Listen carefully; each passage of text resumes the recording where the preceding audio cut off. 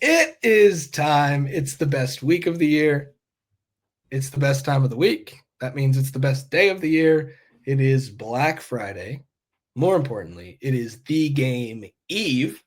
And Mick and I are here to talk about it with all of you, the loyal and faithful Lettermen Row YouTube subscribers. If you're not subscribed yet, subscribe down below. Come to the Lettermen Row YouTube channel. Hang out with us. Come to lettermenrow.com. We have a massive Black Friday sale going on right now. Mick's going to tell you all about it in just a second once I get done rambling. But thanks for being here. Hope you had a great Thanksgiving. Hope you didn't eat too much. And welcome into the show. Mick, how are you? Let's talk about that sale on Black Friday. I'm doing great, Spencer. Like you said, it's a great day because it's the perfect time to be joining Letterman Row and Rivals.com. We're on the whole trifecta package, the ultimate bundle for everybody.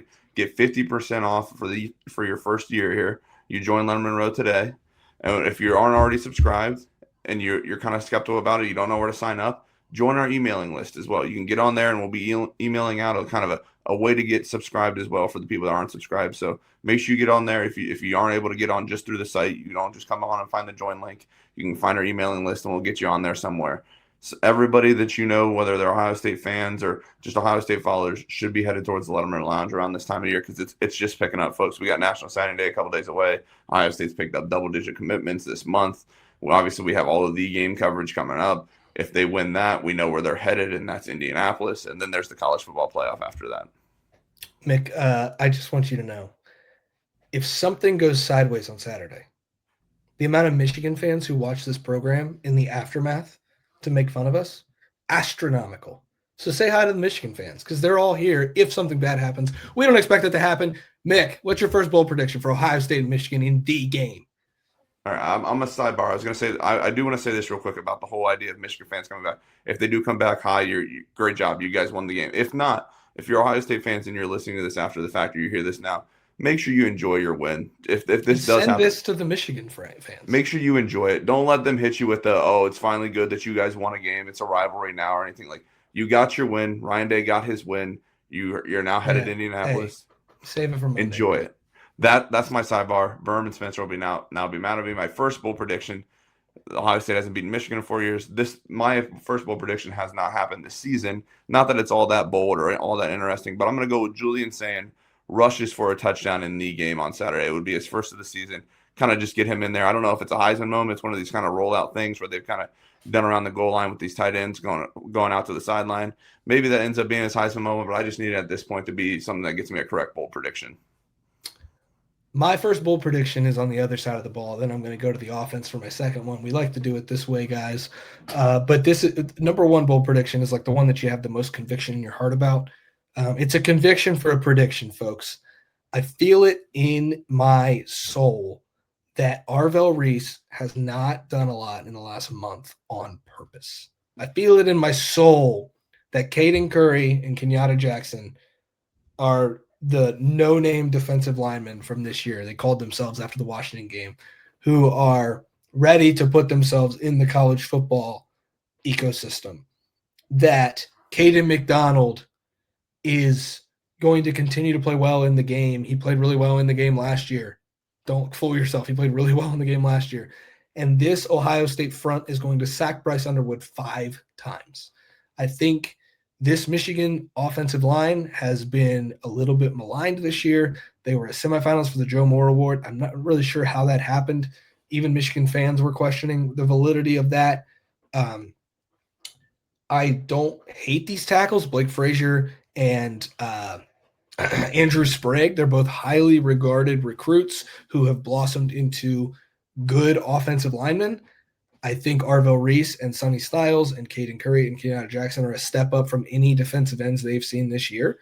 And I think Ohio State is going to find a way to get to Bryce Underwood 5 times. So I'm going to predict 5 sacks for the Ohio State front. I like that one a lot. I'm going to take it.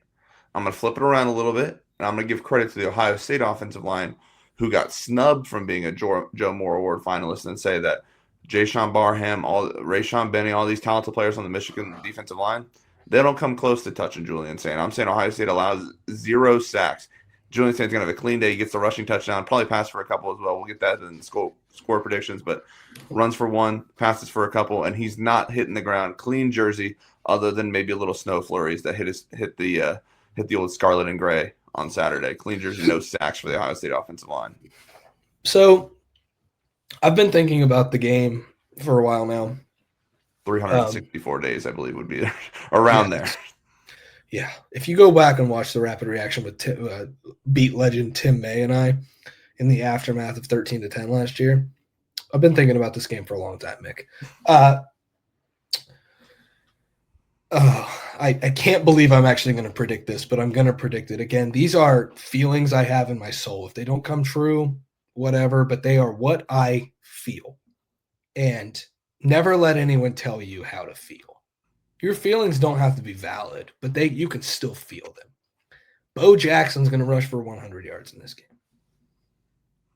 If King Miller can do it and the USC offense can do it, I think the Ohio State offense can do it.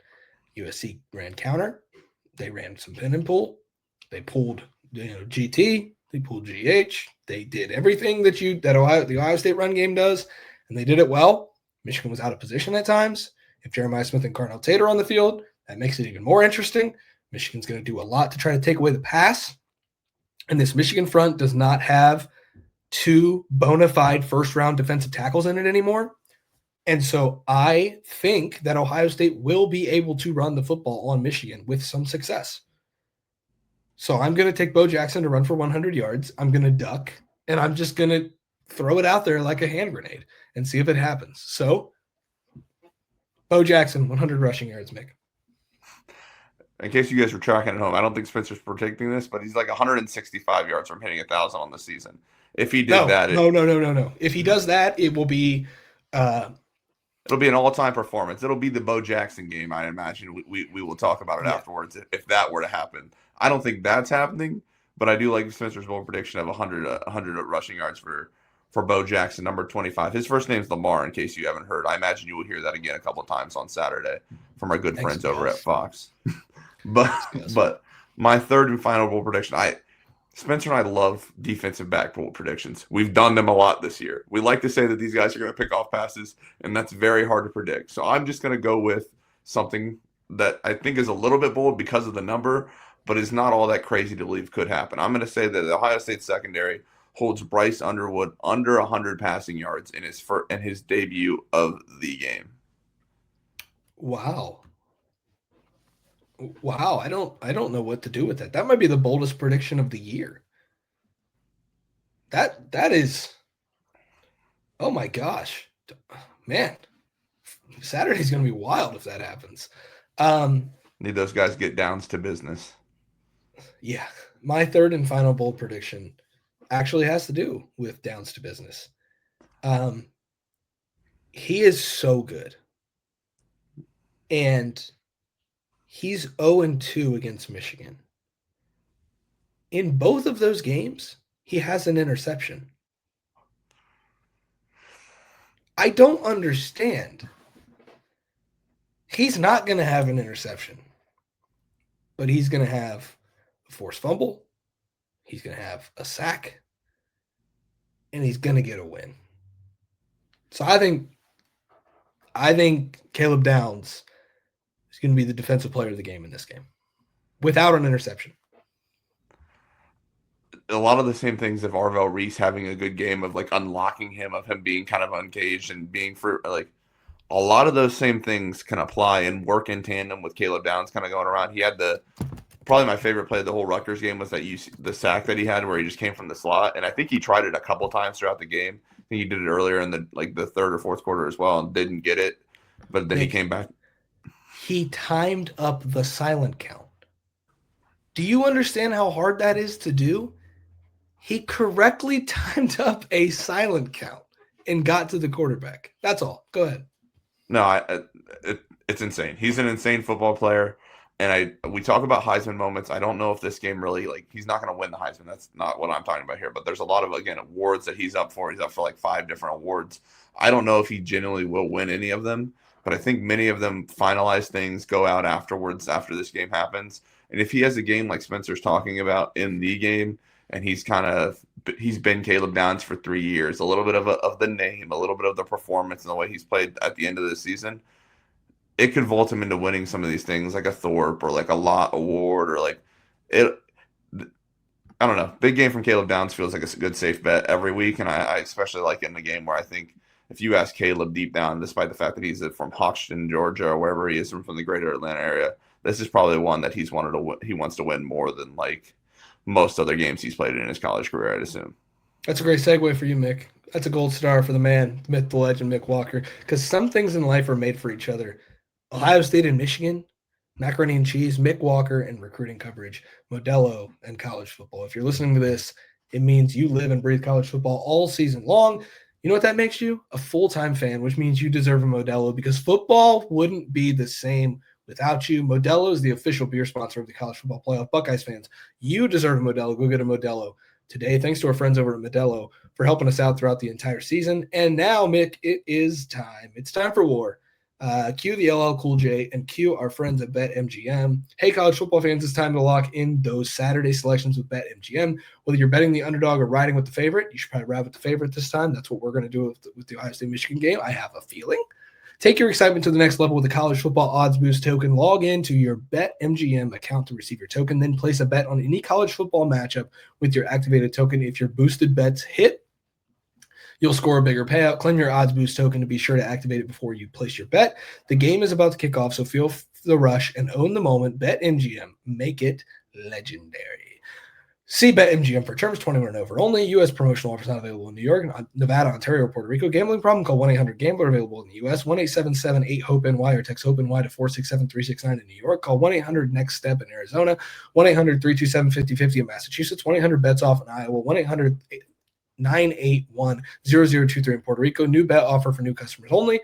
First bet offer for new customers only. Subject to eligibility requirements. Rewards are non-withdrawable bonus bets that expire in 7 days in partnership with the Kansas Crossing Casino and Hotel. Mick, Ohio State is at present a 9.5. I'm pulling up the BetMGM slip at the moment to make sure that we get this correct because it is simply too important. It is up to flat 10 on BetMGM. They are a 10-point road favorite in Ann Arbor for the game. Mick Walker, I ask you, what is your final score prediction?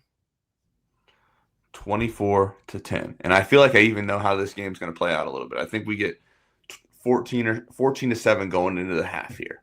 There's a little bit of, hey, Ohio State needs to kind of put this one away. Michigan feels like they're kind of still in it. Ohio State comes out, slams the door in the third quarter, gets that extra touchdown. Michigan fights, gets a field goal somewhere in the fourth quarter. Ohio State responds with one from Jaden Fielding. And that's game, set, match, 24-10. Ohio State finally gets its win in the game. Yeah, I've got this higher scoring than both our friends in the desert and you and a few others at Lettermen Row. My final score prediction is Ohio State 34, Michigan 20. I think Michigan is going to have some punches to throw for Ohio State. Actually, I know that. And so I do think they're going to get to 20. It'll be the first time that anybody's gotten to 20 on Ohio State this season. I think the Wolverines will. The question for Spencer is if those punches are going to come from their offense or if they're just going to come in general. That's the bigger question. Yeah, I think they're going to. I think they're going to come in the offense. I think they are going to have some stuff cooked up. I even think that there's a chance that Jordan Marshall can get loose once or twice. Not for like touchdowns once or twice, but maybe one long touchdown run. They are a 1 yard, 2 yard, 1 yard, 3 yard, 7 yard, 87 yard type of team. You can bottle them up 9 times, and on the 10th one, they're going 80 yards for a touchdown. They've done it so many times this season. They did it last season. They've done it since this win streak started, not just against Ohio State, but against everyone. I don't think their offensive attack is sustainable against Ohio State. And famous last words, fool me once, fool me twice, fool me 5 times. Well, I guess I'll just be fooled a 5th straight time. I think Ohio State's going to win this game. I think Ryan Day is going to have a really good plan. I think Matt Patricia is going to be ready. And I think the Buckeyes are going to finally get back to the winning ways in the rivalry game. There we go. Do you have a play on the total, Spencer? Are you going over with yours? I think I'm going under with mine. Well, it's 44.5. So, yeah, I'm blazing over the total. So, I mean, that's a thing. So, I mean, I think it's going to go over. These games tend to have an ability to get up, if you will. Not a lot else on the card, Mick. It's rivalry week. I'm locked in on Ohio State, Michigan. It's the game. I do a couple other things if you want to indulge. On the pro side of things, I'm taking the Lions against the Pack. I like the home team. I like Jared Goff against the Packers. I like Jahmyr Gibbs. I'll take the Lions on Thanksgiving Day. And then I am going to go Iowa -6.5 against Nebraska. I don't love Nebraska with a backup quarterback, and I really like this Iowa team.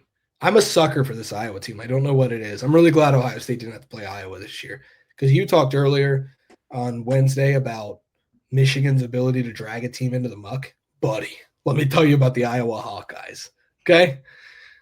So I think they're going to drag Nebraska down and end up with a 10-point win in that game. So I'm going to take Iowa. So I'll take Iowa -6.5. That's about it. We'll give you guys a status report on Spencer as well after Thanksgiving as well, folks. Last week, let's remember last time. Spencer damaged one of his fingers heading into the game, and I believe tore a hamstring or along those lines in his Turkey Bowl game. So not a lot of good omens coming in. Then Ohio State basketball loses that Friday, blows it against Pitt. There was just a lot of bad omens. They will travel to Pitt this year. Pitt lost to Quinnipiac earlier this week, so there could be some good omens if Spencer gets a clean bill of health on Thursday. You get a basketball win on Friday, and then you go in Ann Arbor. Everything's kind of rolling. Wow, they lost to Quinnipiac? Wow, that's tough. Tough scene. So last year, I played in a Turkey Bowl for the first time ever. And I had a touchdown. I caught a 2-point conversion. I think I had like 6 catches, probably $120. Playing in the slot, obviously. No need to say anything else on that.